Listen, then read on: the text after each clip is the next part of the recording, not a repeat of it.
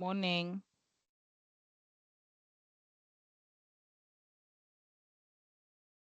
Hi there, guys. Hi. Hi. I was about to say, Marupini can speak, but she can't. How? I only now was able to unmute. I sent a message. Okay. Thank you very much, colleagues.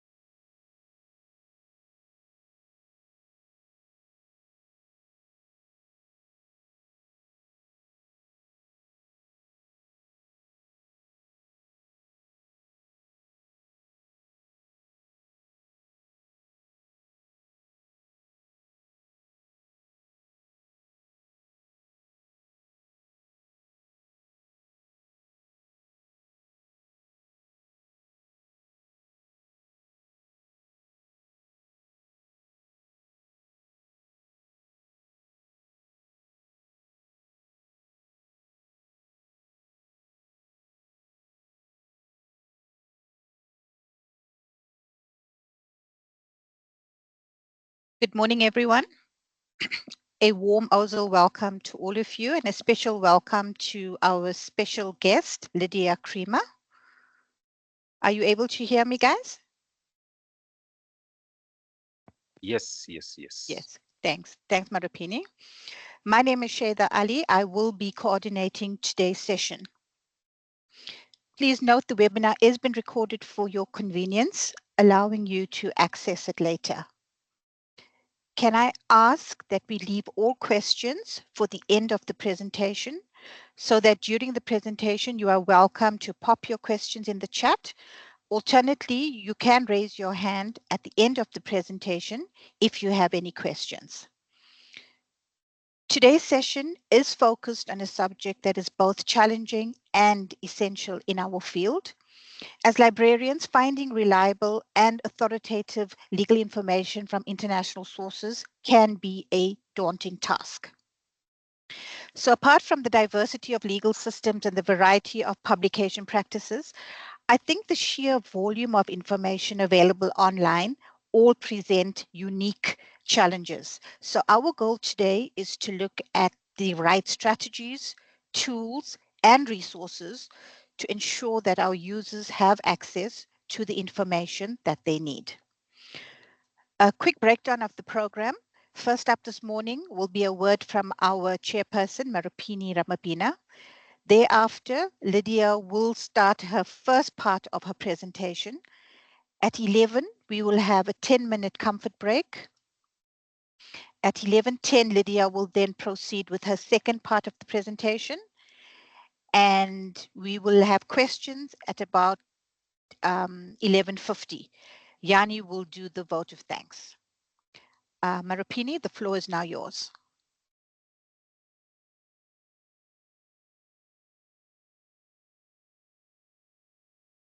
Thank you, Chairperson. Thank you, Shadia. Good morning, OSAL colleagues. My name is Marupini Ramavina. I'm currently the chairperson of OSAL in the committee 2023-2025. I am working at the Northwest University as a faculty librarian for law. I am based in our Vanderbilt Park campus. Thank you for coming, colleagues. Just briefly before we start, let me see if I can quickly share something with colleagues from our executive committee. Yeah, the first one, colleagues, is just that reminder about our call, the OSAL Committee 2025 to 2027. Colleagues, I'm sure you are aware that we change our committee every 2 years. The current committee has been in the office since July 2023. So our term is now ending now in July 2025. So we need new colleagues to take our association forward, who will be in the EXCO committee 2025 to 2027. So this is our call, colleagues. Please avail yourselves. All our meetings actually are held on MS Teams. Yeah, so the meetings are held online. So our colleagues from KZN, from the Eastern Cape, Western Cape, from Limpopo Province, Mpumalanga, Free State, please come and join our committee. We need new colleagues who can take the association forward. I think it's very important to keep on changing the committees. Yeah, this is my personal view. We must not have maybe people being in the committee for 5, 10 years or so. Yeah, maybe people who can just come in the committee for a term or two, and then we give others a chance, so that we must keep on having new ideas to improve our association going forward. Yeah, this is our call, colleagues. And then this is the form that we complete to nominate colleagues. Please talk to your colleagues so that they must nominate you. This form is also available on our website. We also circulated it to all our OSAL members. So the due date here is on the 30th of June. So we still have like maybe a month or two. So this will be where maybe the nominator will be completing and then proposed by and the seconder, and then this form, when it's done, it must be sent to our OSAL secretary, Anthea. So please, colleagues, avail yourselves, come and join our committee so that we can take our association forward. The positions available in our executive committee, we have the chairperson, we have the vice chairperson, we have the secretary position, treasurer, newsletter editor, list serve administrator, website administrator. We have the PR and marketing position and additional members, 2 or 3 additional members. So that will be the complete committee for our OSAL. And maybe very important that maybe we must have colleagues from, we're also calling on the colleagues from the academic libraries to say, please avail yourself, so that we must have everyone maybe represented in our committee, colleagues from academic libraries, colleagues from the law libraries or the law firms, so that we must form a very strong OSAL committee going forward. Yeah, that's the first call. The second one, let me see if I can also quickly share this last document. If I can quickly get it somewhere. This one. We are very excited, colleagues, as the OSAL committee, that we managed to arrange a seminar. We call it a seminar or a mini conference. So we're going to have an OSAL one-day conference on Friday, the 5th of September in Johannesburg at Bowman's Law Firm. So this is a call for all OSAL members, all our law librarians out there, an opportunity for us to meet, on one day, one platform, to talk about our issues now affecting us as law librarians. So the call is open. We sent an email to all the OSAL members yesterday. Even on the website, we have a link taking us to this platform of the seminar. Please register for our conference. Please come and join our conference. Please send in your abstract. Come and present and share your knowledge with other law librarians in the country. So this is our call for paper. And then the due date, when we go down here, the abstract, we are still open until the 21st of June. It's very important session for all law librarians in the country. Let's have more papers from the law librarians telling us what we are doing in your offices. Share with us the knowledge, especially now the issues of AI, which are now all over the place. They're affecting us in libraries. How are you dealing with AI in your workplace? Please come and share with us. This is not, we're not only expecting those academic papers, colleagues, where maybe someone will be presenting about what theoretical foundation, methodology, research findings, those kind. We also allow the working papers, papers where Maropen will just say, colleagues, today I'm just here to share with you how I am managing or how I'm assisting my students, my law students at the Northwest University. Even if it's not that academic paper, but Maropen is just here to share with the fellow law librarians about what is happening maybe in his field. So it is welcome. Yeah, so those are the two calls for us, the Exco 2025, 2027, a reminder about our conference. Briefly today, we want to thank Lydia for joining us. She's coming back by popular demand. Lydia presented on the same topic last year, finding information from legal resources. I think our presentation last year was focusing mostly on the South African sources. And then we had the evaluation forms that we gave to the OSAL committee members after that workshop. And then most of the colleagues, the OSAL members, were saying, please invite Lydia to come back and present on the same topic, because we have lots of new law librarians joining us. So they will benefit from my training. And that request was that maybe that time now Lydia can focus on how to search for information from mostly maybe international sources now.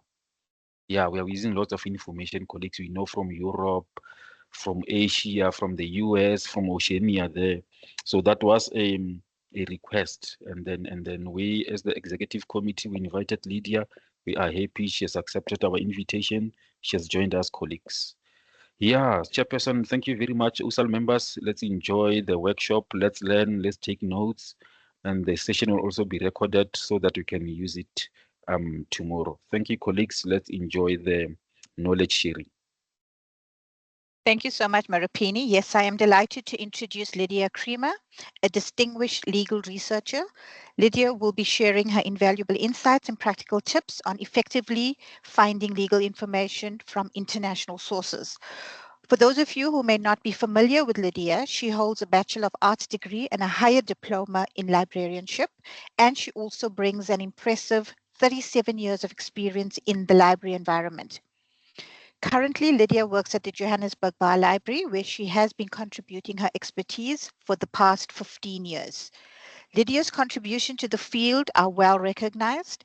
She has published numerous articles in accredited journals and has been an active participant and presenter at various conferences.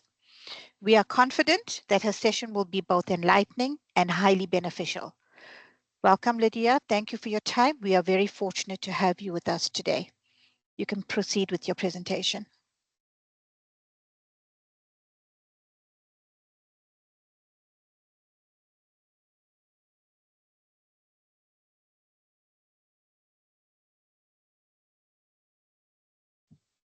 I hope you can hear me now. Good. Yes, we can. Now we can. Super. Anyway, buongiorno, goeiemorgen, bonjour, guten Morgen, top of the day to you, just to give you an idea of, sort of a bit of a feel for where we're going this morning. Thank you very much for that very warm welcome. I really appreciate it. I'm going to start sharing my screen shortly, and I hope you can see it. One thing I do just want to reiterate, please, if you've got questions, jot them down. If we have time at the end of the session, I'm happy to answer them as best I can. And if we do run out of time, what I would suggest you do is you can email me your questions, and then what I can do perhaps is write an OSALL article for the newsletter. I'm sure Liska would be pleased to hear that. And then I can also answer the questions as part of the article. Anyway, I think let's get cracking and let's see how we go with this thing.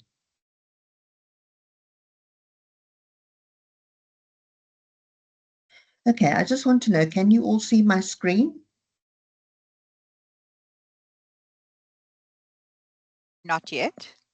Okay, and you have to forgive me, I'm not terribly au fait with with the sharing of screens. I'm usually the one who watches the webinars. I'm not usually the one who participates. So please just bear with me a moment or five.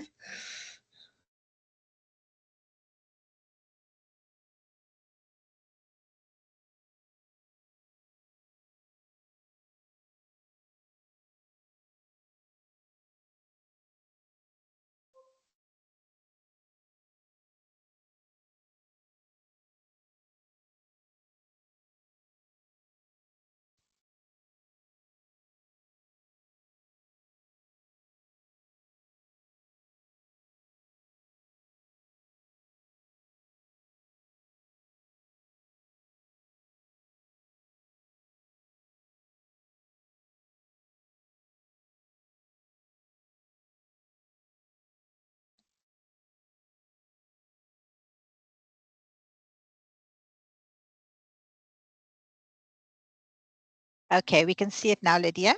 Ah, brilliant. Awesome. I'm very pleased to see that.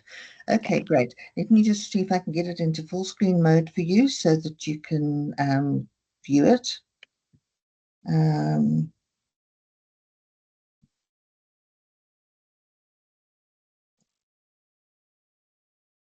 Okay, I hope you can see it now. All right, so basically I've called this a roving librarian's brief guide to finding legal information resources for international means. The thing is, international law is such a huge field. I'm basically just going to scrape the top of it, so to speak. This is basically based on my experiences, my research that I've been doing for many, many years, both here at the bar and at Moody and Robertson Attorneys, where I was before I joined the bar. So I'm hoping that, it will actually give you guys, some help and some, somewhere to consult and go to if you're a bit stuck. Okay. The first slide I've got is called Your Guidebook, Your Map, and Your Compass. Your guidebook is Wikipedia. Okay, your map is Google, and then your compass is the Cardiff Index to Legal Abbreviations. So there you go. There are your 3 little guides. Okay, Wikipedia. This basically has background information which can be terribly, terribly useful to us. You can find things, for example, in there on the countries and their legal systems. You can find things about national courts. And hopefully, if I get a chance later to show you an example of something I worked on, you'll see exactly how this comes into play. And then also, it can give you information about cases that you're looking for, which was something I was quite surprised to learn. I think it was about a year or so ago when I was doing some research for an advocate. Just for example, I was asked, this was my query, Barnes versus Train and Barnes versus Costle from 1974 and 1977 respectively. They're US cases on sexual harassment, although the term is not expressly used. Anyway, I did my Google search, which we will also look at in due course, and it took me to a Wikipedia site where it actually took me directly to the cases, because apparently there are landmark cases. And there I found a brief description of the first case, Barnes versus Train, and the appeal citation, which then led me to another site, which I will cover, called Justia. And there I was actually able to find the case, download it, and then give it to the advocate. Right, the Cardiff Index to Legal Abbreviations. This is a very, very useful resource, and I don't think people remember it often enough. I would say if you do use Cardiff, and I do regularly, bookmark the website, because really it's something you can go back to time and time again. I mean, I've even checked it for South African materials, and on the odd occasion I found them there. So, very useful website, like I say, one of your guides. So if you have a look here, you've got, what it looks like. You will have something, for example, we're going to look at something called the Law Quarterly Review.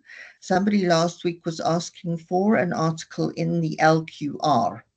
And, if you don't know what the LQR is, you then go into Cardiff, you type it into the search bar, you do a search, it brings up the details for you, and it says LQR equals Law Quarterly Review. Then if you actually click on Law Quarterly Review, it then gives you a very useful breakdown of where it's published. So okay, now this is a UK journal, cool. And then it also gives you the publication date. So you can see if that matches up with your citation, then you know you're on the right track. The next one that was also asked for was ICR. Now, just from my experience, I have a pretty good inkling what ICR is, but if I didn't know, I would go to Cardiff, do the same thing, put ICR in the search bar, ask for it to do a search. It will then bring up a list of results, which you can see at the very top slide that's on my screen. On this particular one, you can see there are many, many titles that are listed. So what you'd have to do is you'd have to go into each one and sort of by a process of elimination, see which one would apply. This one I think had more of a leaning possibly towards the UK. So I thought, all right, I'm going to kick out one or two of them, and you can see they're definitely not applicable. Then I came across industrial cases reports and industrial court reports, which are the two screens that I'm showing you now.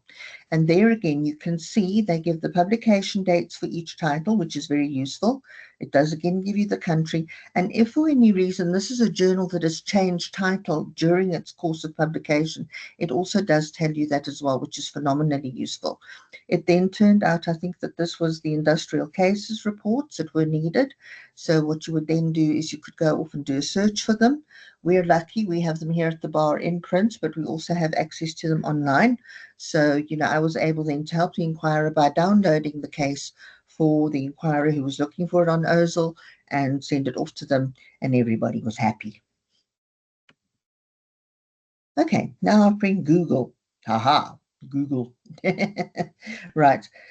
Like I said, when I did that query, Barnes versus Trains and Barnes versus Costal from 1974 and 77, I put that in basically to Google to do the search. And what it gave me was a list of results in which I found reference to the Wikipedia, um, article which I told you about, and which gave me the citation for the first one, which was the 1977 case. So that was fantastic. I could then go off, hunt for it. I can show you then a bit later how I would look for that case. And then I saw a bit further down, because I don't take Google at face value. I always work through my list of results. I don't necessarily rely on the first few hits that I see. I went a bit further down and I saw something which looked promising, where it said Barnes versus Train, and it gave a reference to an article called Sexual Harassment and Title VII in the Michigan Law Review.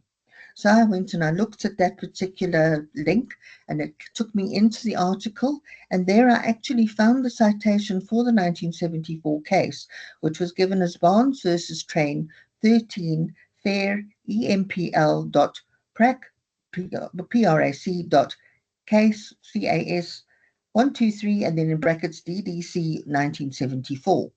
Now I knew, there we go, it's obviously something that has to do with fair employment, practical something or other. So what I did was I went off to Cardiff. I found the abbreviation, because Cardiff very nicely does also include foreign abbreviations, which is great. And I discovered that this is not a journal that, or a case report series that we have in South Africa. So then what I did was I went off to the International Law Librarians Listserv, and this is something on which I lurk, and I am active on it from time to time. And I then asked, I said, look, guys, we're looking for this case. We don't have access to it in South Africa. Nobody holds it. I can't find it on the internet, probably because it's a 1974 case and it's a bit old. So is there any chance that anybody has access to these cases, and would they kindly be prepared to send me a copy? And I did actually get a copy from one of the Law librarians. I would suggest, while we're talking about law, that if you are doing a fair bit of legal research, and maybe even if you aren't doing that much, it's not a bad listserv to join and also to lurk, because you can actually learn a fair bit of stuff, sort of watching the posts that are coming through. You get to know people in various jurisdictions by name and country. So, you can always say approach somebody directly. Like, for example, if I get asked for a German case, which is unusual, I would then approach Andreas Knobeldorf, who's at the University of Hamburg. He's a fantastically helpful guy, and he'll be able to help me or to direct me to where I must look.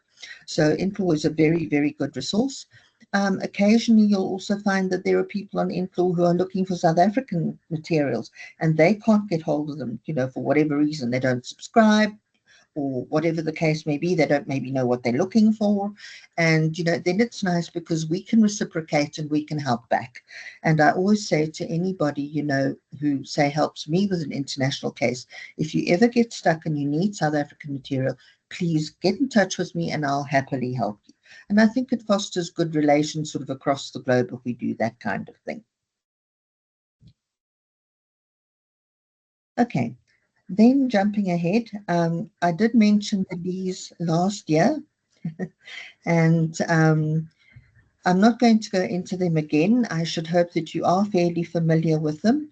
I'm just going to focus on one or two as I go through the presentation. For example, if you're asked for anything that has to do with Canada, CanLII is a really fantastic resource. I mean, I am blown away by what they've got on that league. I don't really think you need too much in the way of Canadian subscriptions to actually be able to cope. I mean, we managed just fine here at the bar, and you think advocates are, pretty high level. So this meets our requirements very nicely. So, for example, CanLII will give you access to the legislation for the country, the various territories they've got, like British Columbia, Saskatchewan, Alberta, whatever. Case law, same story. They've got journal articles on the site, and they are regularly adding free open access textbooks. which is really super. So you can say, if you're looking for constitutional law in Canada, you might find there's a textbook on it. If you're looking for gender materials, you might find, something there. And I've seen a little note from Peter, and I will definitely speak to his digest query that we had when I get to the UK stuff. OSALL is also a very, very good resource. They were actually the first LEA that was created. So their database is extensive. It's got information for all the Australian territories. So it's New South Wales, Victoria, Western Australia, Queensland, Canberra, the ACT, which is the Commonwealth of Australia, all the territories. It's got their legislation, it's got journals, it's got case law, it's got textbooks, it's got treaties. There's almost nothing you can't find, on OSALL or CANDI. You will find often when you go into these cases that you sometimes are very lucky, and you will either find a citation to the printed law report series if that's really what is needed. So that then helps you to take your search a bit further, because now you know you're looking for this particular case, it's in this particular law report series, and if you really need it, you can then ask for it on the listserv or whatever. And sometimes you'll find that what CANLI actually does is they actually give a PDF of the printed case from the law report series. So that's also a huge bonus. So please, like I said, don't forget about the LEAs. The minute you see anything that looks like it could be, a case that could be coming from a LEA, stick it in Cardiff. I think it should tell you fairly quickly what it is, and then you can go off, you can search for it on one of the LEAs, or you can just even stick it into Google, and if Google recognizes it as coming from one of the LEAs, like for example, if you stick a SAFLI citation in, it will take you to SAFLI. If you stick in a Canadian or an Australian or an English or US citation, it'll take you to where you need to go.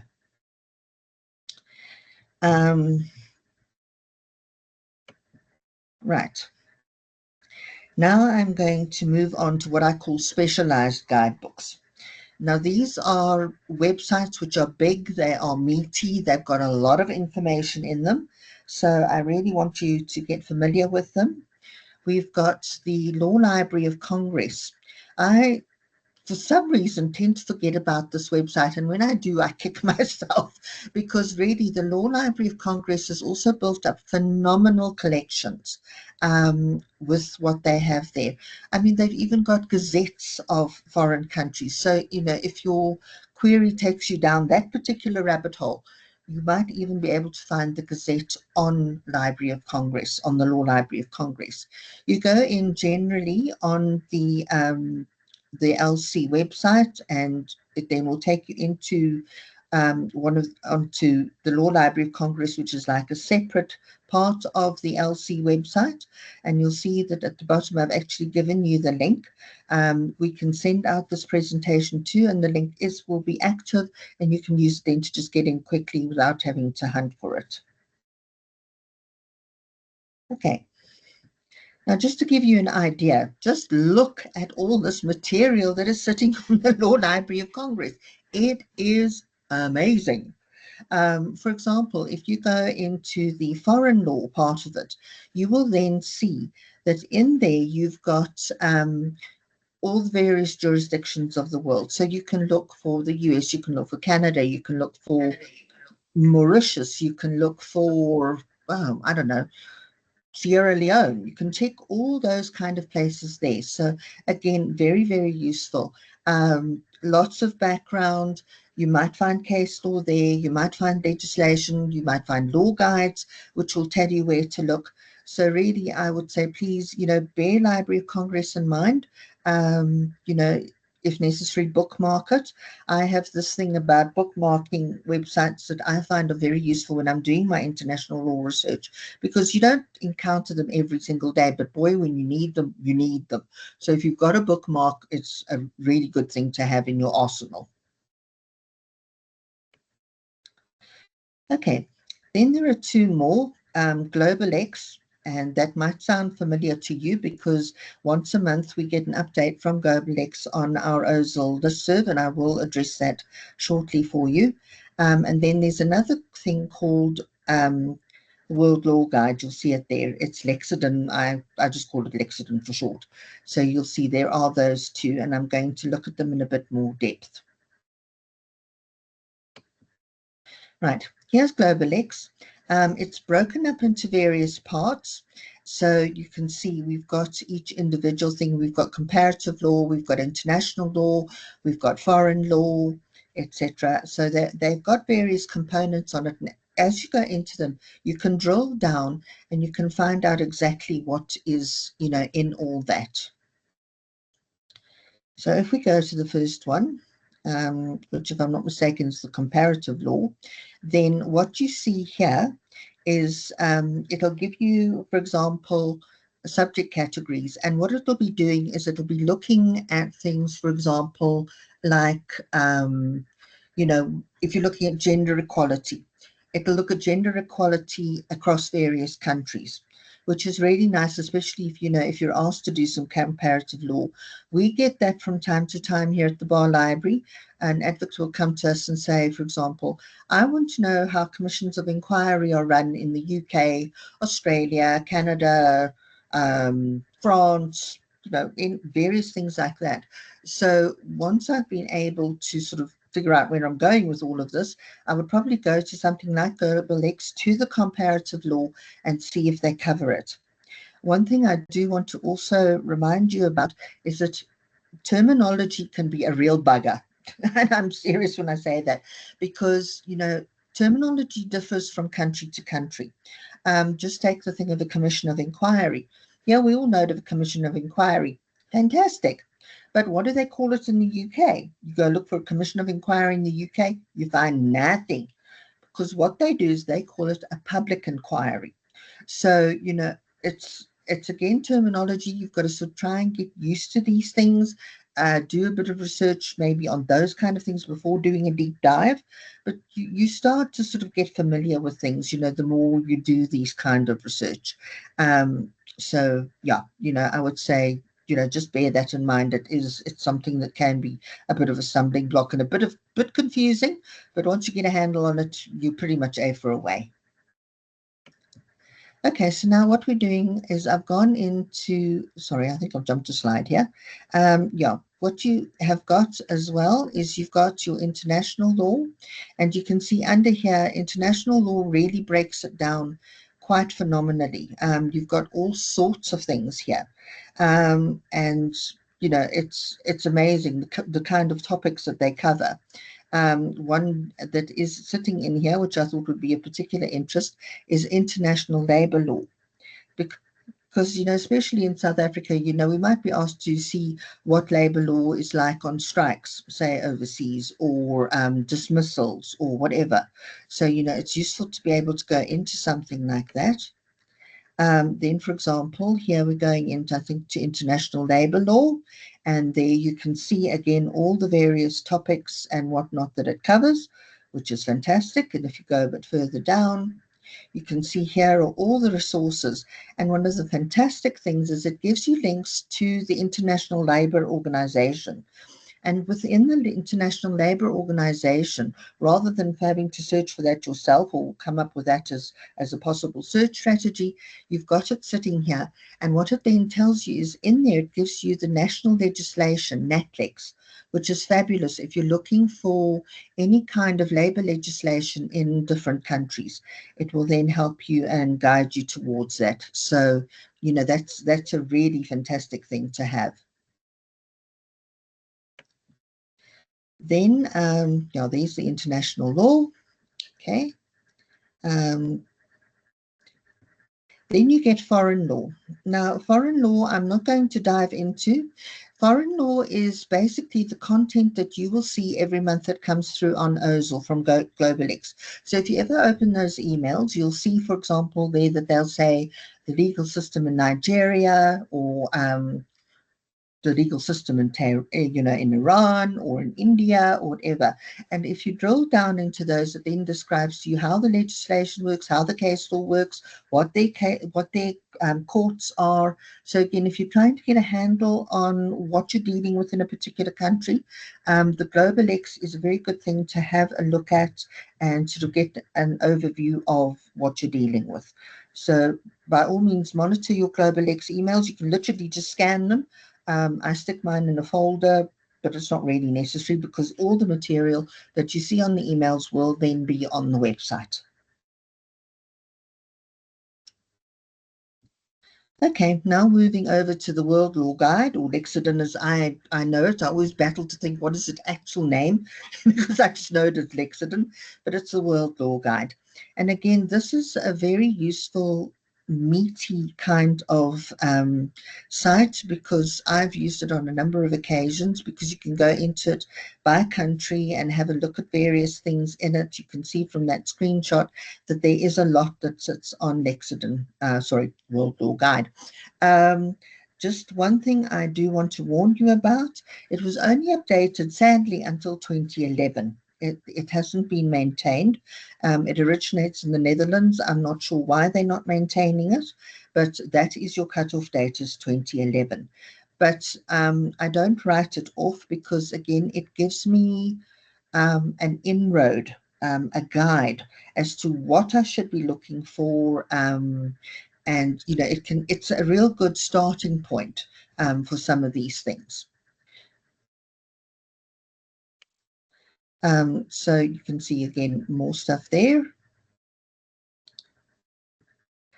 Sorry, now I've jumped a bit far away. Okay, so basically what you can do, for example, if you're looking for information on Mozambican law, then what you do is you would go in, you would look for Mozambique, you'll find Mozambique, you open the Mozambique page, and there it will give you all sorts of legislation in subject categories. So, for example, labor, economics, banking, whatever it is you're looking for. And then if you click on the links, it will open the legislation for you. This again brings me to another issue that you have with international law. We're in an predominantly English-speaking country, and we tend to say, law is done in English, and that's what we're looking for. But the thing is, you've got to bear in mind that, especially with international law, a lot of the law is in the language of the country that you're dealing with. So, for example, if you're looking for something from France, you're probably going to only find French judgments. You might find a translation in English, but I think they'd be fairly hard to come by. Equally, for example, if you're looking for Mozambique, the language in Mozambique is Portuguese. So therefore, the legislation, the case law, etc., will mainly be in Portuguese. You might find English translations for it, if it's something that's well used, say like labor law or something like that. But again, don't bargain on it. So just always warn your inquirer that there might not be English versions for them. You can find the original, and then they'd have to get it translated. So just to warn you of that. Also, the very interesting thing is that with countries that, have French, for example, like France, they work off their civil codes and their criminal codes. So there's that disparity as well when you get to dealing with queries. So, if you're looking for criminal, you'll be guided by the criminal code. And if you're dealing, say, with civil matters, then you'll be dealing with the Code Civil, as it's called. And that kind of code and the language will also filter in, especially in Africa, to the countries that were colonized. So in other words, the countries that were colonized by the French, for example, like the DRC, that was Belgium. So you might find French there because French is one of the languages of Belgium. Or you might find, for example, say if Sierra Leone was a French-speaking country, you'll find that their case law, their legislation is in, French. If you're looking, for example, at Mozambique, it'll be Portuguese. For I think Angola will also be Portuguese. So that's again something, you know, that one has to bear in mind. It's not a sort of a major front and center concern, but it is definitely something you've got to bear in the back of your mind. So, you know, if you do an English, you search in English for something in, say, Mozambique, and you only keep coming up against Portuguese, that's why. Um, for example, I also did a search on Germany, and of course, Google very kindly says to me, "Oh, everything here is in German. Would you like me to translate it?" And you know, you can go ahead, you can do the translation so you can understand what's on the web page. If you've got a working or very brief working knowledge or very scant working knowledge of the language, you can kind of figure it out. And German is not too dissimilar to Afrikaans, so you might be able to muddle through.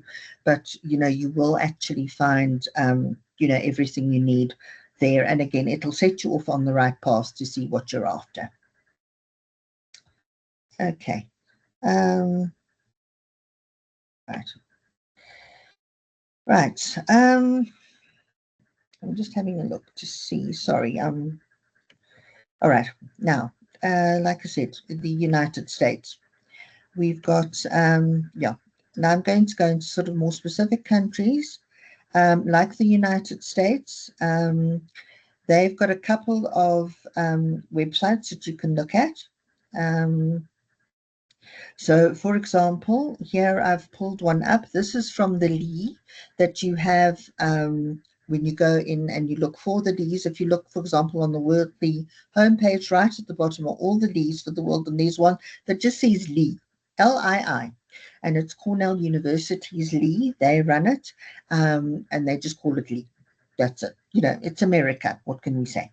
Anyway, so Lee, I don't find particularly useful for case law. I've always battled to find case law on Lee, so I've tended to go to other sites.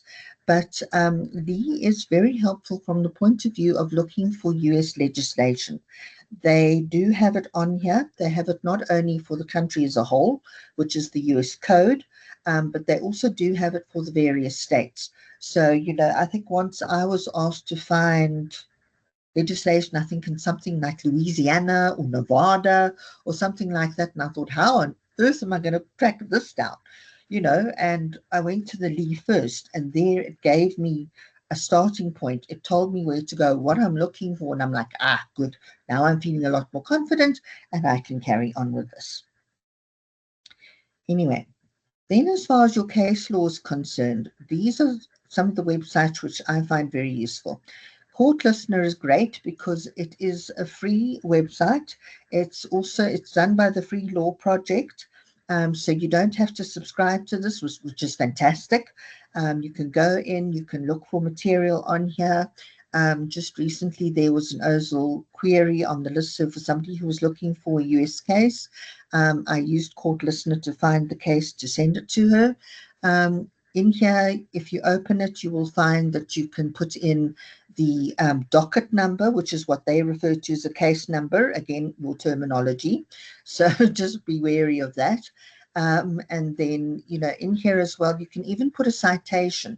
So if you get a citation of the law reports, that it's in your actual information that your user has sent to you, then what you can do is you can actually put that citation in. It's one of the options in the fields, and if it's on this database, it will pull it out for you. You can also search by parties and, you know, the various search fields we usually use. The nice thing also about Court Listener, it's your case and then some. I mean, every single step of the legal process that a case will go through in the courts will be added to this website. So you'll get everything in the run-up to the case itself, anything that happened after the case, any appeals. You know, I mean, it is an unbelievable resource of information. So, you know, what I often do is if an advocate asks me for a US case, you know, I'll say, look, here's the case, and I found it on this particular page on Court Listener. But if you are interested, there is a lot more background information, you know, like the affidavits and all that kind of thing. So if you want to investigate those, this is where you'll find them. So it's, you know, I just give them that little bit of added extra, you know, to you know, if they have any questions that maybe arise from the case they're looking at, they might actually be able to find the background information on Court Listener. So like I say, it's an extremely powerful tool. And, you know, I'm really, really glad that it has actually come into being. The other one screenshot I've got here is Justia. This is a useful website. I have actually subscribed to it because I found that way it was just easier to, you know, find the case law that I want. I use it predominantly for case law, but again, you can see it covers a huge array of materials. So, you know, you've got just about anything and everything on here. But like I say, I primarily use it for case law. So, you know, here, if you've got a citation, you'll be able to look for it. If you've got parties, you'll be able to look for it. When it pulls up the judgment, though, it is not in a downloadable PDF format, which is a bit of a bugger. So what I then do is I've got Print Friendly as an extension on my browser. And what I do is I open Print Friendly, I pull the website into it, it Print Friendlies the page for me. So it looks like a much better document than rather just say doing a save PDF on my print of the web page, you know, or copying and pasting it into Word for the advocate or whatever. And then, you know, I'll download that from Print Friendly, keep it, send it to the advocate. And I also say, you know, I found this on Justia, and I'll give him or her the website address so they can go and look at it if they want to investigate it further for authenticity or whatever else they might need. Okay, another one that I'm familiar with is Legal. This was actually the first one I landed on, and I loved Legal. I used to use it intensely. And then they twigged on that, hey, you know, people are finding our site extremely useful. So you know what we're going to do? We're going to make it subscription based. Yeah, thanks. But no thanks. Anyway, but don't worry, I haven't written Legal off, because one of the things it does have in here is all the various law report series for the you know, for US cases, which is fabulous, because again, with the states, having 50 states, they've got various law report series. So they've got the Pacific Reporter, they've got the Federal Reporter, they've got the Northwest Reporter, you name it, they've got all sorts. And you can actually see, if you go into Legal, you'll see them listed there. And, you know, for example, within the Federal Reporter, it goes into a first series, a second series, a third series, you know. So again, you can go into the specific series. If you go into, say, you're looking for something in Federal Reporter third series, you go into it, you can actually scroll down by page number, and then you find the case and you can actually look at it. You know, like I said, it's about as far as it'll go, which is a pity, because you used to be able to download it. But at least then also, you know, if you're going to go into something, you can go back to something like Court Listener, put the information in, and then maybe you'll get the full case on Court Listener itself. So these things tend to work almost like interactively with each other.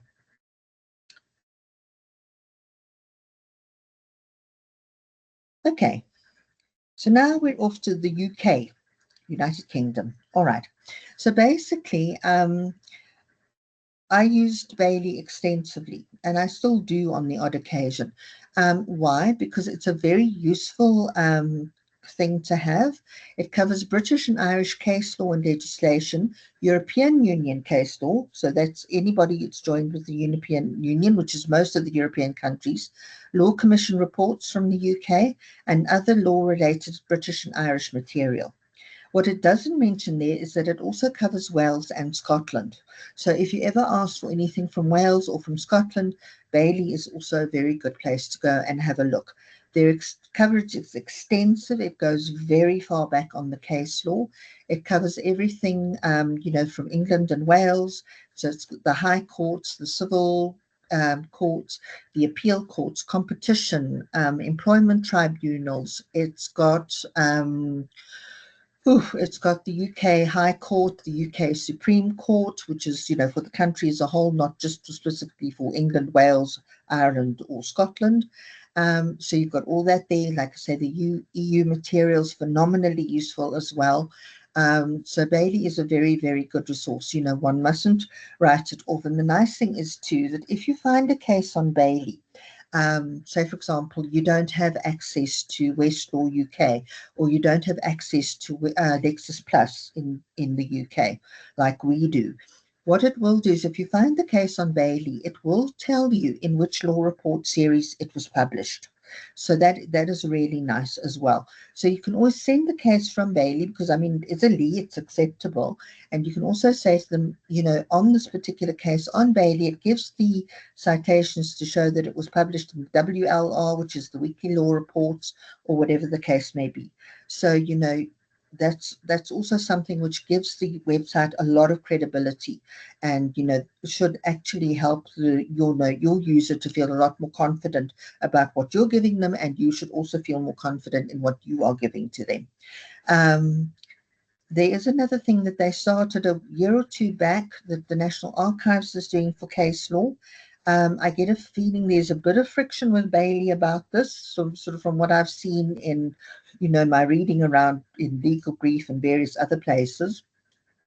But they are also now putting case law up online. So if you don't find it on Bailey, it's a good idea to go into the National Archives and just check there as well, to see if you can't find it. It's sort of just a double check when you're looking for that kind of thing.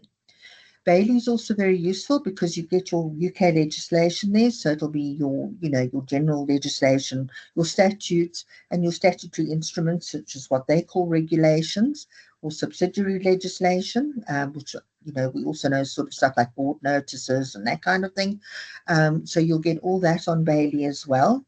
But another website which I absolutely love and I use regularly, and it's updated beautifully, is legislation.gov.uk, because there you'll find all the acts that are currently in force. You will find repealed acts. It'll give you literally the history of an act in like a tabular form if you go into the act itself. And really, it's a phenomenally useful thing. I discovered quite by chance, and also I suppose by asking a lot of questions on the LizLaw listserv, which is a UK listserv, and I'll talk to you about that in a minute. You will find that you get public acts and you get private acts in the UK, which is a bit strange because we don't have that. I mean, we have acts, finished and clear. But I think in a way their public and private acts are a bit like our national and provincial legislation. So, you know, you'll find that, you know, a public act, for example, will be something that affects the whole country. A private act would be something that would be for a specific part of the country. You know, so maybe Sussex or whatever. So, yeah, so there's also that distinction. And again, terminology really contribute up. I've just mentioned LizLaw to you. LizLaw is a website, a listserv that is run by librarians in the UK. It's for, you know, British law librarians. They use it extensively. And I also lurk on it. I'm a member. And, you know, when we've hit a really hard query, like that one Peter had about the digest, oh boy, that was great fun. Anyway, but, you know, LizLaw is there that, you know, if we cannot source something in South Africa, I can go to LizLaw with my cap in my hand, and I have to be very careful because, boy, are they strict on copyright. Anyway, what I then do is I say to them, look, I've done a Google search. I can't find this. I've checked the lease. I can't find it. I've, you know, checked South African sources. Nobody has it. Can anybody help us with this? And I must say there are some folk on there who are really, really helpful, you know, and they'll send me the material, or they'll direct me to where I want to go or where I can look. So, you know, it's a very useful thing as well, just to lurk there. And again, you know, I'll say to anybody I help, you know, if you need South African stuff, give me a yell and I can help you with it. Some of the libraries in the UK do have South African materials, like I know the Inns of Court. They are the equivalent of the bar libraries here in South Africa. They do have some South African collections, but, you know, just sometimes you get the odd funny thing that crops up and, you know, they can't find it, so we can help. Getting back to Peter's particular query, I went back to LizLaw with it because when he sent it out, I went and I checked exhaustively in what we've got, because we've got lots of various kinds of English law reports. We've got the digest, which will tell you if there's an alternative citation for a case. It's like a type of noter up, which I find very useful for these obscure things. I couldn't find it in the digest. I couldn't find it in our stuff. So then I went to Liz Law and I said, look, we've done, Peter and I have done a Google search. We can't find it. I've checked our sources. I can't find it. We've also put out feelers to South African law libraries. Nobody appears to have this at all. Is there anybody who perhaps has this rather strange set of law reports, and can they help? Please, anything, advice, help, anything, welcome. And two people got back to me and sent me copies of the case. Interestingly, I was pointed to two things that, again, one I definitely forget about, and that's Google Books. And that goes back to searching on Google. Google Books is amazing because they've got just, anything they've digitized, it's there. So it's always worth going to search Google Books. I mean, I've even, you can even find old authorities on there, which is, also quite mind-blowing for those very, very obscure things like that. Also Google Scholar. That is very useful if you're looking for US case law. That I have also discovered quite by chance. So bear Google Books and Google Scholar in mind. The other place that somebody said to me is a very good place to look is the Hattie Trust, Hathi Trust. Hattie, again, is not something I've really used extensively because I have looked at it in the past and it tends to be subscription-based, which is kind of what put me off. But when I looked at it again this past week or two, I saw there that in the Hattie Trust, about 40% of its material is open access. Searching for case law on it is a bit of a bugger, but yeah, it is something that one can also bear in mind. And again, it would be a case of go into it, bookmark it, so you don't forget about it. So those are the kind of places where you can find, the UK law.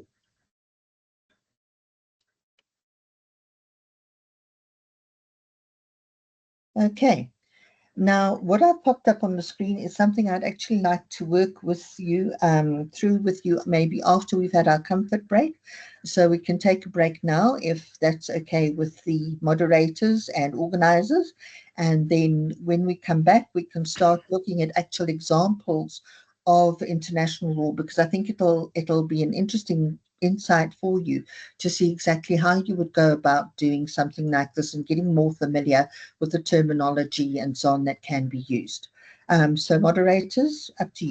Perfect timing, Lydia. I think we'll all return at 11:10. Okay, super, great. See you guys later. Sure. Bye-bye. Okay, thanks. Bye for now.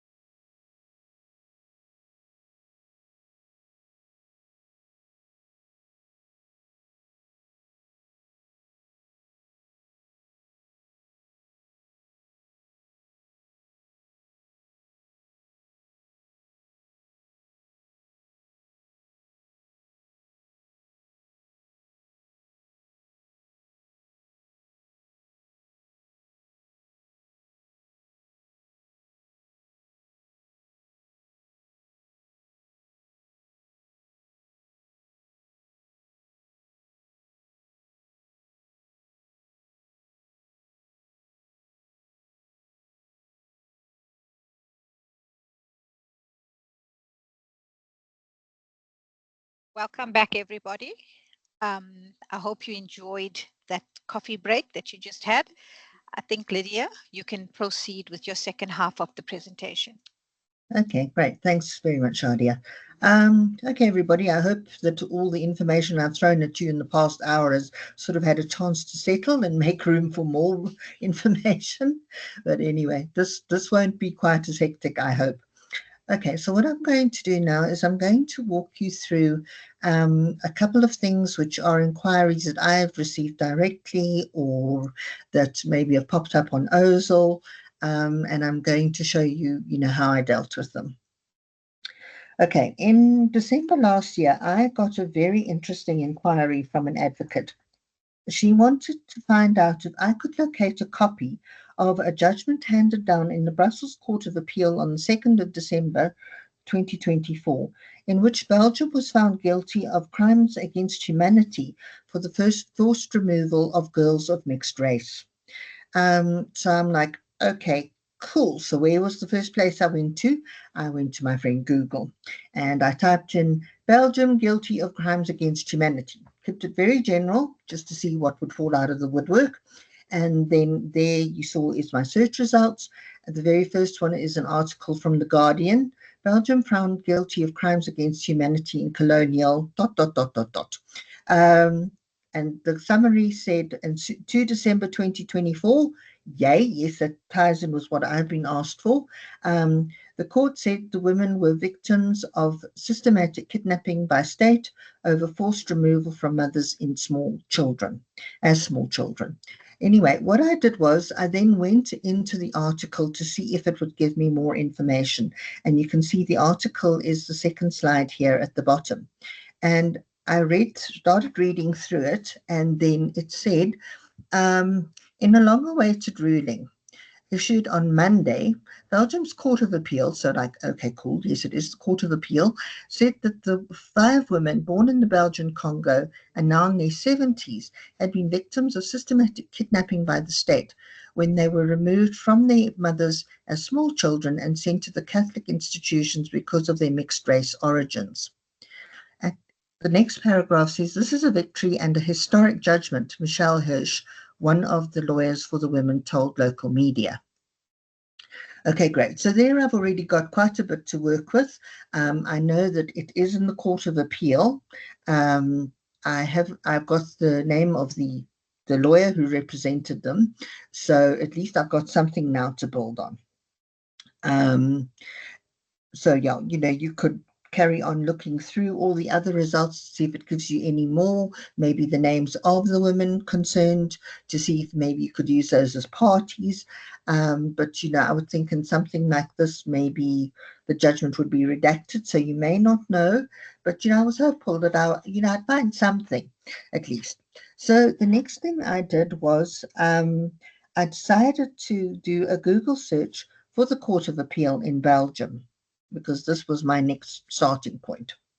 So off I went and I put Court of Appeal Belgium in my search field, and AI happily threw up some results for me, as it does every time nowadays. And there Wikipedia had a very useful article about the Courts of Appeal in Belgium. So I actually went and had a look at that. It gave me a breakdown. It told me, in fact, that the Court of Appeal in Brussels is not just one court. It is split over, in Belgium rather, it's not just one court. It is actually split over like various counties, if you want to call it that, or subdivisions within the country. So there's a Court of Appeal for Brussels, and there's one for Antwerp, and there's one for this place, and there's one for that place. So I'm like, okay. But I think what I'm looking for is Brussels, because the Guardian article mentioned Brussels in the article. So that's what I'm after. All right. So then I thought, let me do another particular search, and I'll see if I can find it any other way. So I then, went off hunting. looked down my list of Google things, and there I see National Ordinary Courts European e-Justice Portal. So I thought, okay, let me go and have a look at that. So I clicked on the link, and it took me into the thing where it explained about the Belgian courts. And, you know, the sad thing was, it took me to a point and no further. Then it said the web page wasn't available. And I'm like, oh, come on, man. No, can't do this to me. No. So then I thought, all right, let me just say then, courts of, and I saw that, on this e-portal, it said that the Hoven and Rechtbanken of Belgium. So I thought, okay, let me try that as a Google search and see if it doesn't take me to a better site. So I put in Hoven and Rechtbanken, for Belgium, and I did a search, and then there I found the official website, which was the first result. I clicked on it, and it then took me into what is the third screenshot, Hoven and Rechtbanken from Belgium. I then went further down. I found the Brussels component of it, went into it, and I tried to do a search. Because I couldn't find the names of the women, I was looking maybe for the lawyer. I hoped they would maybe have the judgments listed there by date. But again, I didn't get very far. It did translate it for me so that it was in English. I could cope with the Flemish, which is what you see on your screen, because again, it looks very like Afrikaans. But like I said, I wasn't having much luck. So I sat down and I thought, okay, I've got to rethink this. Now what do I do? And I thought, well, I guess what I could do is I could go to Intlaw. So if I went to Intlaw and I put this out there, said I've been looking for this, I found the paper trail, I found the breadcrumbs, but I can't find the judgment. Can anybody perhaps help me or give me some pointers as to how to search on the website? Any help will be welcome. I then left that to percolate. Because Intlaw, of course, spans time zones. I mean, it's everything from Australia right through Africa, Europe, US. So, you've got to be a bit patient with Intlaw. But then I also thought, okay, I've got the name of the lawyer, Michelle Hirsch. If for any reason I can't get any results, via, Intlaw, maybe what I should do is email her on the off chance she has a copy of the judgment. So, I thought, all right, I'm not a person generally who will, stretch out and approach somebody who's a complete and utter stranger who I've just read about in the newspaper. I'm a bit reluctant to do those kind of things, but, in this case, I reckon the end justifies the means. So I went off and I did a Google search for Michelle Hirsch. I found her. She has a law firm in Brussels, which is fantastic. And then went into the law firm's website, went looking at all the staff members that were there. I found her and I was like, oh, yippee, here we go. We've got, I've got her contact details. This is awesome. So anyway, I then crafted a very carefully worded email to her saying, that I've been asked by my barrister, because I always put the two terms, advocate and barrister, because in England, they don't have advocates, they have barristers. In the US, they don't have either. In Australia, they also use barristers. For Belgium, they use advocaten, which could be an attorney or an advocate. So, yeah, terminology, again, a bit of a problem. So I said to her, I've been asked by one of our barristers, one of our advocates, if I can locate this particular case. I've looked, on Google. I found the article. It gave me your name. It told me where it was heard. I then went to the Belgian Court of Appeal in Brussels, but I didn't have enough information to do a search. Could she perhaps send me any information about the judgment that I can search again? Or, if she has a copy of the judgment, would she consider sharing it with me? So again, I put that out there. It just was left in the ether. And I thought, well, if she replies, she replies. If she doesn't, fair enough. I mean, I'm just this sudden random librarian from South Africa landing in her email saying, hello, can you help me? So I thought, all right, we'll just leave that there for now and see what happens. Intlaw came back to me. somebody advised me to basically take the same steps as which I'd already done. Either do the search on the Belgian Court of Appeal website, or if push came to shove, get hold of Michelle Hirsch. So yeah, we were kind of on the right track.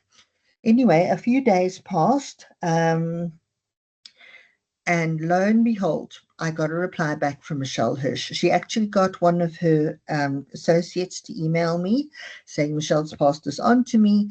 Here is a copy of the judgment. I was over the moon. I really was.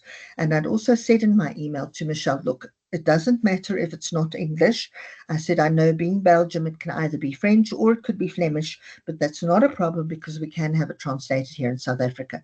So here I got the judgment. It was indeed in French. One happy me, one very happy advocate. And I replied to Michelle and I said, you have no idea how grateful the advocate and I both are for your help in this. We really, really appreciate it. And again, I said to her, if you need any help or your associates need any help with anything from South Africa, please don't hesitate to contact me. So, this is the kind of thing that happens in the international law. You've got to literally put feelers out. You've got to think like laterally sometimes, not just in a straight line, because a straight line might bring you to a dead end. But if you think laterally, like I did, thinking, okay, let me take the chance and email Michelle Hirsch, then I was able to get a copy of the judgment. So that was really awesome.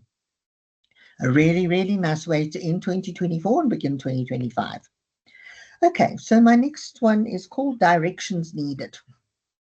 Okay, so the first one we're going to look at, and these are some of the queries that I've seen on OSALL or I've been sent, and I've had to look for them.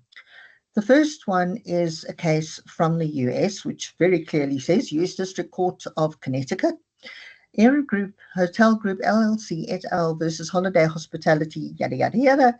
Case number 3. Well, you can see the case number. That's really weird. That's not anything like we used to. So what I did was I went off to Court Listener. There is a place where you can put in the docket number. Remember I mentioned that earlier. So I typed the case number in there as it stands, copy and paste, in it goes. I was able to, also put the parties in, etc., etc. Eventually I did find the case. You also might find, for example, that if you put the case in as it stands in the first line, that citation, you put it into Google, it might in fact take you to a website, where you'll actually get the text of the case. So, there are two ways to approach a case like this. Okay, the next one is Werner Byte versus Markham, 1901-02, 18 TLR 143A. Okay, so you look at this and you think, what the dickens is TLR and what the dickens is CA? Okay, so what you would do in this case, if you're not familiar with TLR, you'd go off to Cardiff, you type it in, 10 to 1, it'll bring up one of the abbreviations, if there are a number, that says the Times Law Reports. Now, I know you're looking at it thinking, Werner Byte, which looks very sort of Germanic or whatever, Times Law Reports, England. But yes, strange enough, it could be the name of a company that's in England. CA in this case stands for the Court of Appeal. So basically then what you know is this is in the Times Law Reports, published series of law reports. It was heard in the Court of Appeal. So what you could then do with this particular case is if you don't have access to TLR, which we in fact do, we've got some in our print collection. So you could always go to OSALL and say, hey, has anybody got this in print or access to this? And I think we might also have access to it on Lexis Plus UK. You can source it that way. Or you can maybe take the citation, or the parties at least, go to Bailey and see if you can find the case there. So again, there are two ways to tackle this. If, say, you can't get it via OSALL, you don't find it via Bailey, and you're sitting on something like Liz Law or Ink Law, by all means, go there, ask them very nicely and politely, can anybody help me with a copy of this case or direct me to where I might find it? So that's another one to show you how you would work with it. Okay, sorry, I've just gone a bit too far. I'm a bit ahead of myself again. Sorry. Okay.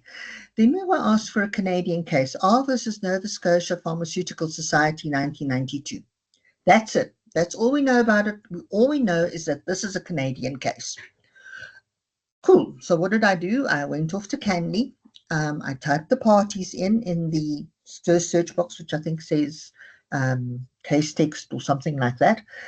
Searched it, put it in, did a search. It brought up my set of results. There it was. I went into it. There's the HTML document, and there was a PDF that you could download, which was in fact the case as it had been published in one of their actual law report series.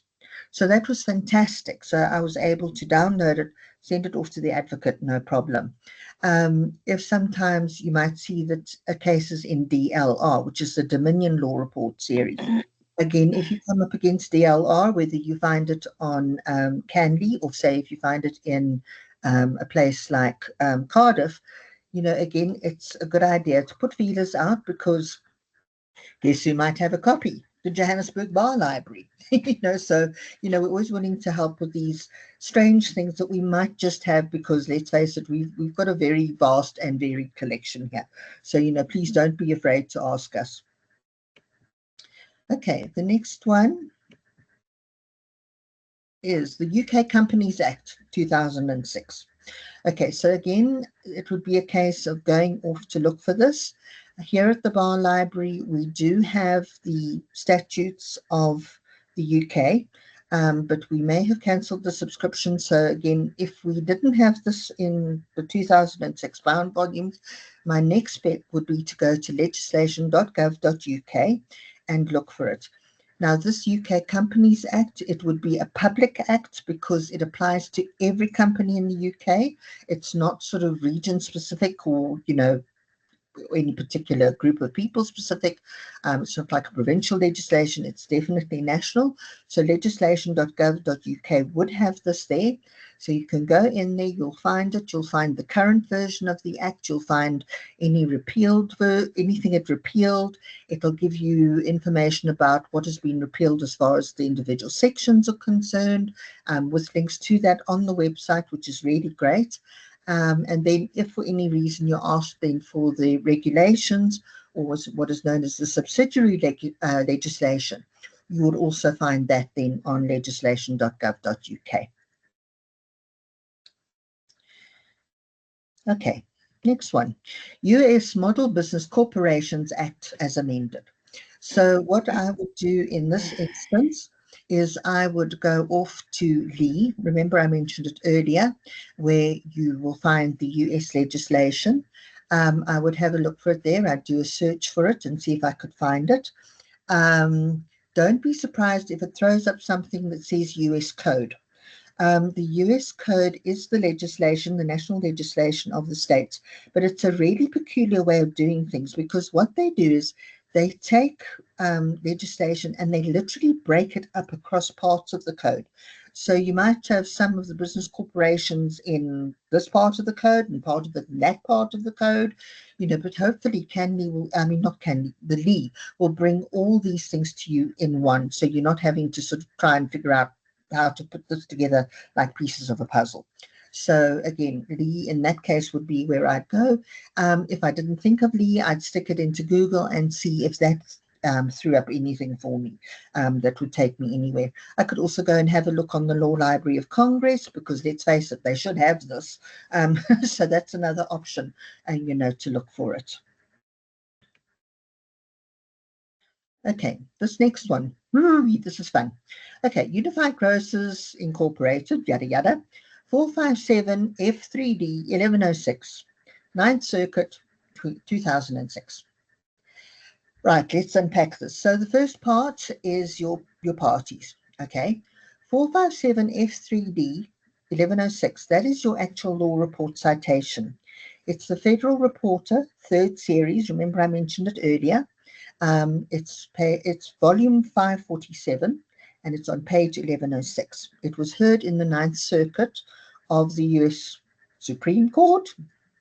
We'll take a rain check on that. We'll see what happens when we get the results in 2006.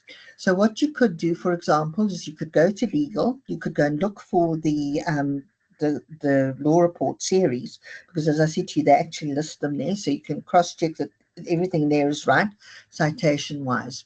You could then go to Court Listener and you could put in the citation, as you've got there, 457F3D 1106. Do a search, it might pull up the case, or you can put in the parties, do a search, it might pull up the case. So, you know, there are many ways to find this. You might even find it, for example, on Justia. That's another place I would look if I wasn't having much luck. So that's another string to your bow. Do you see what I mean about lateral thinking? Not straight lines, lateral thinking. Okay, next one. Sorry, I'm looking at two screens, so excuse me for being a little bit ditzy this morning. Okay, right.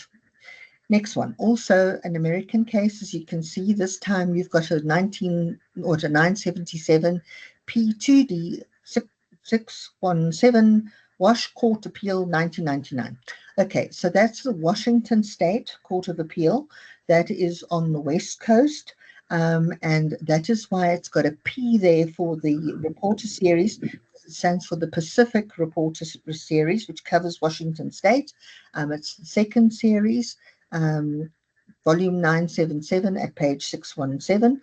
So again, if you go to, you know, your legal to check your citation, or if you go to Justia, or if you go to Court Listener, and, you know, you should eventually find a copy of the case that you can use. Okay. Oh, this one, yes. AM Zurich Insurance versus Doherty. Again, you get something which looks like a case number. You get 2006 LL and then a number. Okay, I looked at this and I know immediately from having worked on Westlaw UK that WL stands for Westlaw. Westlaw has a series within their databases where they put almost like unreported judgments. It's a bit like JDR, JOL, but it's in their particular database with cases that they've received from, you know, the courts and so on. So it's not in a reported series necessarily on Westlaw or Westlaw UK, but, you know, it is there. It's in a particular format. So if you don't have access to Westlaw International or Westlaw Canada or Westlaw Australia, then, you know, that's not going to get you very far. And that, again, is when you're going to go and have a look. Now, I can see from the case number, it looks like it could very well be a US case. So I would go in and I'd do a search on Court Listener by parties and by case number to see if I could find it. If I don't have any luck, you know, because maybe it isn't a US case, then what I do is I go to Google, put it in and see if it throws up anything different. Maybe it says to me, no, it's Canada. And I'm like, oh, okay, cool. It's Canada. No problem. So this is Westlaw Canada. That's all right. No problem. And then that way you could find it. You know, or it might say to you, no, it is actually a US case and it is actually on Court Listener and here's the link for you. And then you think, okay, I don't know what I did wrong, but thank you for finding it anyway. You go back into Court Listener, you pull it out, everybody's okay. So now, basically, that is my story for today. I say bon voyage, and I've given you a nice stamped passport, which I hope you'll also have in the due course of time, because whenever I finished, you know, when I've done all this, I always say, oh, today I took a trip to California, or I took a trip to Paris, or I went off to Melbourne, you know, went off to wherever, you know, to go look for case law or legislation. So, you know, I sort of have this virtual passport that gets stamped from time to time.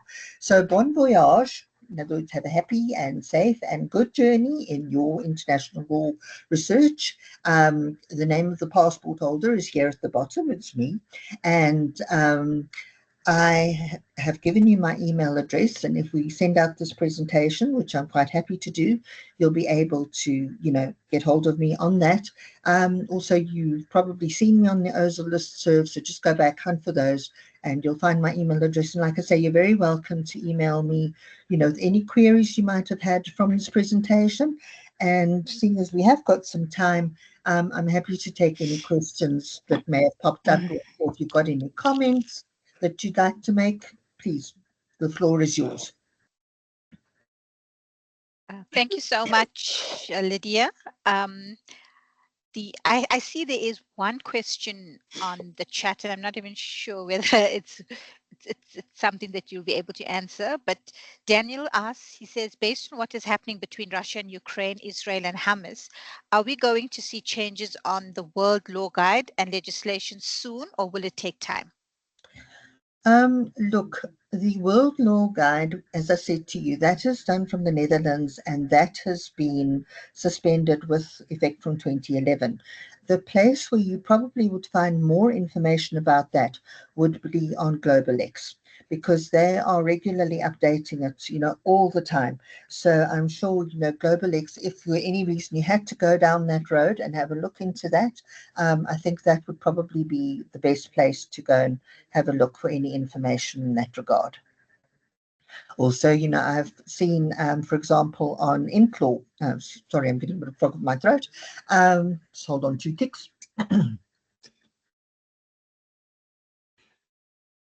Just want to grab some liquid. Okay, that's one other thing about INCLAW. Because you remember, you see all the webinars and publications that are coming out from, the universities or the Foreign Comparative and International Law Group, which is a subsection like of AALL, American Association of Law Libraries. So in a way, INCLAW, as I say, is a useful thing just to keep a finger on the pulse of, because all these developments, of course, are being watched, and they will have sort of topics about it, or they'll discuss it, or if you have a query about it and say GlobalX doesn't help you, then by all means go to INCLAW and say, look, we're looking for this, we're looking for that, any suggestions on where to look, where to go, what I should read, and you'll get help. Thank you. I have a question of my own. I was wondering, for the new legal researchers, would you say it is important to develop a research plan, or should they just rely on one source leads to another? Look, I think it's a case of, approach an international query as much as you would anything else. If you get something from your inquirer and you look at it and you're really not sure what it's about, there is no harm in going back to your inquirer and saying, look, can you clarify this for me? What are you looking for exactly? What do you need? So I would say from that point of view, treat it from that. But yeah, think of a research plan, think of it and say, okay, what am I looking at here? Like with those citations I gave you, some will very obviously say to you, this is a Canadian case, this is a US case, this is a UK act, that's fine. But I'd say, have a look at it, dissect it, then, start sniffing around. And like I say, think laterally. Sometimes your straight line thinking, Court of Belgium website, search for case, find case, that can work. But other times it doesn't. And then you've got to have your alternatives of how else can I look for this? And it's the same with your South African law. You might hit a blank on something that you're doing in South Africa and think, but how else can I approach this? What other angle is there? What information could my user give me that might give me more, which might get me off on a new research path? So I don't know if that answers your question. Certainly does. It does. And I have one more before anyone else decides. Okay. Are you aware of any emerging trends or new tools in the field of international legal research that you think law librarians should be aware of? Um, Look, I would say, one thing I haven't touched on is the international established databases that you get in law. And the reason why I haven't really touched on them is because, let's face it, they're going to be expensive. We know that at the Bar Library. I mean, anything that you subscribe to from overseas, you will either get billed in US dollars or pounds. So, yeah, it can be very painful for a budget. But the resources are out there. At the moment, we've got Westlaw UK. On Westlaw UK, we can have access to legislation, cases, journals, They have a book component, which is their common law library. So it's things like contracts and whatnot. So your chitty on contracts, if you ever heard of that floating around, which I'm sure some of the big law firms have, they'll have those textbooks on them. So, those are the big things. You've got Lexis Plus UK, you've got VLEX, and VLEX covers all sorts of things like the Caribbean and all those things which, are sort of very left field that you wouldn't necessarily think of. The one thing I am seeing, with us having access to these databases, is that the legal publishers overseas are really getting on the AI bandwagon big time. VLEX has been running for a long time, and I think they were probably the first to actually have, to have a virtual assistant, an AI assistant, and they called it Vincent. Okay, so VLEX has got Vincent, and they've had it for a long time. Westlaw is coming to the party with AI as well. Lexis Plus has got AI, very much like Lexis in South Africa is doing now. Lexis South Africa is entering that field. Lexis Plus UK entered it more or less last year. So, from that point of view, if you've got those tools and you have a subscription to the AI you can use to do your research, and it'll talk to what you've got on your subscriptions on your databases. So, that's an interesting development. So, it's sort of, it's the AI giving you an idea of where to look, where to find the things, and directing you, rather than you having to think, okay, where am I going to find this? Or, picking things apart and putting them together again, or whatever the case may be. So that I am seeing. I think also with the Lees, if they've got the funding, they'll keep going. I think that is definite. I mean, I know OSALL put out a plea for funding. I think it was last year or the year before. But I think, because they've got value, I don't think they're going to dry up and go away in a hurry. I think they're going to stay pretty much put. And if you're on, as I said, if you're on these other listservs, they're very interesting because the librarians will always alert their fellow librarians to any new developments in the law, or, or any new things that are coming onto the market, new textbooks, webinars, you name it. So from that point of view, it's a very dynamic system. And I mean, it is ever evolving, especially, with all these, changes in administrations and, conflicts and whatnot. I mean, it's always in a state of flux, but yeah, but I think, generally the international websites that I've told you about and the listservs and everything, they pretty much keep a finger on the pulse. And I think, they're keeping up and keeping up to date with what's going on.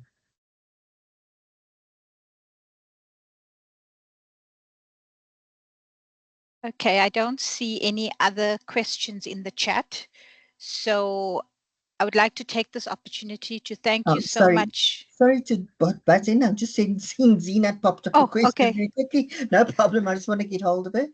Okay, the listservs that I mentioned today are the International Law Librarians listserv, INCLAW. You'll see that I do occasionally share their information on OSALL if I think it's useful, like, for example, their conferences. The other one is Liz Law, and that's for the UK. So that one I'm also on, and I think I've possibly also shared things like for the Bio conference from there. Other listservs, there's one that I lurk on for Australia and New Zealand, called the ALLA ANZ, I think it is, listserv. It's quite a mouthful because it's the Association of Law Libraries of Australia and New Zealand. They have their own listserv. I lurk on there as well. Just in case I get asked for something from Australia and I don't have it here in the library, or we don't have access to it, or, I don't know where to look for it. I can't find it on OSALL, so, there's that too. So, especially I think if you are in a law firm where you've got any kind of international links or tie-ins, maybe being on these listservs is a very good idea. What I can do perhaps is when when this webinar is ended, what I'll do is I'll just go in, I'll find the information for the listservs, and I'll send it to the OSALL listserv itself, so you've got an idea of where to look so you can sign up and so on. IntLaw runs off Google Groups. LizLaw is off a specific server that is run by, I think, one of the universities in the UK. ALLA, I think, has also gone Google Groups. So, you should be able to sign up fairly easily for these kind of things. But I'll share that information with you on the listserv, on the OSALL listserv. Okay. I think we can call it a day. There's one more question, Shadia, What is the before question? you. I see Magdalene, Yes, but I'm not yes, sure what's the please. question. So I asked, are there any tips or useful websites for doing research? Personally, Lydia, that you have used when you search for African regions. So do you have any useful tips or tricks? I know Anthea mentioned African Lee, but aside from that, what do you usually use? Look, I must admit, I tend to go for African Lee because, they are working very hard on it. But again, if I'm not, say, for example, I'm not finding the legislation or I'm not finding Mozambique, say Mozambique isn't a Lee on African Lee, then what I'd do is I'd go to the World Law Guide, I'd go to GlobalX, I'd go to Law Library of Congress. Because as I said to you, especially Law Library of Congress, they've got gazettes, they've got guides, they've got all sorts of useful things there. So, that you can also do for Africa. African Lee isn't the be all and end all, but I'd say it's a good starting point, and it has good information, so by all means use it. I know Botswana is a bit of a bugger that I did look at when I was putting together this presentation. Even if you go to places like Law Library of Congress, they'll direct you to the old Botswana laws and case law website, which is in fact no longer operational. So you'll go there and you'll get either security certificate warning or just won't find the web page or whatever. So in that case, then rather look inwardly. Here at the Bar Library, we, of course, because our advocates practice in Swaziland, Lesotho, Botswana, maybe in Zimbabwe, definitely in Namibia, we will have access to the national legislation and law reports for Namibia. We will have access to Botswana, case law and legislation. We'll have access to Eswatini's legislation. We've got some old law reports and some case law for, the African countries here. So by all means, please, give us a shout. Email me, say, Lydia, do you perhaps have this, in your arsenal? Can you help me? And I'll help you with pleasure. This actually reminds me of a query I got as well. I think it was, or was it on the OSALL list, but I know it was a funny one. Somebody asked for a case, and I looked at it and I thought, this is weird. So yeah, actually, I think it was somebody here at the bar who asked for it, and it was a weird citation. Cardiff didn't find it. So I thought, okie dokie. So I went to Google, I stuck it in, it found it, and it was on VLEX. And I thought, oh, fantastic. So I go into VLEX, and there you can see the case, and I'm all, yay. And as I get to the bottom is, please ask for a free trial. And I was like, oh, crap. But having seen that, at least I knew then what the abbreviation stood for. That I'm looking for the Botswana law reports, Botswana law reports. And I thought, Botswana law reports, and where the devil am I going to find those? Because, I mean, they're rather strange and they're probably very scarce. Anyway, so I basically let it simmer. And then suddenly I thought, wait a minute. We've got Botswana statutes. And I think I've seen law reports next to them. So then I tootled down to the room where we keep all this stuff, and I went digging, and lo and behold, we actually had the law report series, and I found the case. And I was like, wow. So thinking originally it was an international case, it turned out to be something a bit more local and close to home. Yeah, so that's another side of, looking for something that's African. VLEX it'll throw up a VLEX result, but you've got to have a subscription to it, which is a pain. But yeah. And also, don't forget that the African countries as well, they're not very forthcoming with their legislation, with their case law. Um, I'm not quite sure what it is, whether it's funding, whether it's just a lack of interest. That is why African League got involved. And now you've got Laws Africa, which is also very good. I would also suggest definitely having a look at Laws Africa in conjunction with African League. And then you've got Gazettes Africa. And I mean, they're loading gazettes like crackers. So you can find, from various countries in Africa, the gazettes are there, and even on the South Africa side, if you go into South Africa, just on Gazettes Africa, you go in there and you'll see you can actually access the provincial gazettes for free. Because what have they been doing? African League partnered with the Bar Library. We've had somebody here now for almost 2 years. They've been scanning the gazettes, the provincial gazettes, and putting them up online for you for free. Mahala! Yay! So don't forget about stuff like that either. Go to Gazettes Africa, go to Laws Africa, go to African League.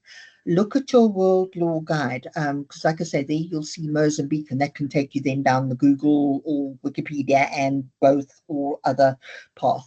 So I hope that sort of gives you an idea of how to deal with African stuff. Yes, thank you, Lydia. Okay. Any other questions before I tell Lydia for the third time thank you? Okay, so Lydia, there has been so many great takeaways from your presentation today. And for me, apart from all the lovely nuggets that you shared, I think I've learned that one should not underestimate the benefit of networking and of being well connected and keeping in touch with people like you. And I think here is where OSALL comes in with our networking and our sharing. And I personally have had so much of help from our listserv group. And this is one opportunity that I'd like to use to thank everyone that is on this platform or at this meeting today for all the help that you've provided to me over the past years. And now I'd like to call Yani Gaba to give the vote of thanks. Oh my goodness, Shari, I thought you forgot about me. Lydia, Lydia, from all of us, the committee, and I think all the members, and even those people that are not in the call, we thank you for answering our call to come back again and giving us even more sources. I'm sure everyone like me have been adding to the bookmark. And I think, as you have mentioned, that you're available if somebody wants to email you, and Zamo will make the recording available as well as the presentation. Thank you for the members that have connected to the call. We look forward to seeing you. Please register for the conference. Please submit your papers if you want to participate in the conference. And thank you, everyone. I hope I'm not forgetting anything. No, I'd also like to say thank you for everybody to joining us today. I'm glad that you've got the interest, and I'm glad to hear that that it's been a useful session. And and I hope that you all have a good rest of the day further. And then when weekend rolls around, you have a good weekend too and get some rest. We need it. We work hard. Okay, bye everyone. We look forward to seeing you at our next event. Okay then. Bye. Bye everybody. Bye. Bye.